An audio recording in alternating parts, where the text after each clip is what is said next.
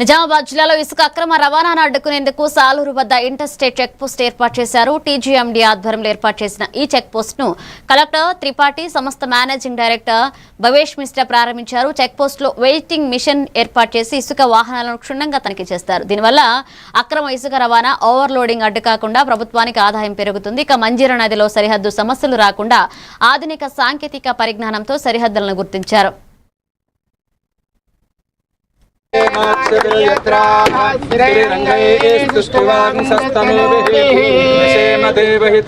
చేశామంటే అన్ని ప్లేసెస్లో అంటే నిజామాబాద్లో ఇక్కడ, అదేవిధంగా మహారాష్ట్ర దగ్గర భూపాల్పల్లి జిల్లాలో, అదే మాదిరి ఛత్తీస్గఢ్తో మనకి ఉన్న చెక్ పోస్ట్ ములుగు జిల్లాలో అట్లాంటి వెబ్ బ్రిడ్జ్తో సహా చెక్ పోస్ట్ ఒకటి పెడుతున్నాము.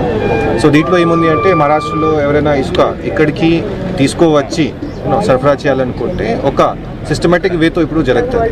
అంటే ఏదో ఒక ఆర్డర్ లేకుండా, లేకపోతే ఇల్లీగల్గా ఓవర్లోడ్గా హై స్పీడ్తో వెహికల్ పోతూ ఉంటే అది సమస్య. కానీ ఆ సమస్య నుంచి బయటికి రావాలంటే ఈ వెబ్ బ్రిడ్జ్ ఇక్కడ పెట్టాము. వెబ్ బ్రిడ్జ్ దగ్గర సీసీటీవీ కూడా ఉన్నది.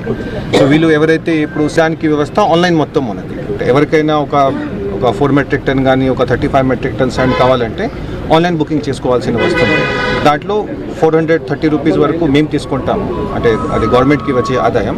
మిగతా ట్రాన్స్పోర్టేషన్ కాస్ట్ ఆ వ్యక్తికి పడుతుంది.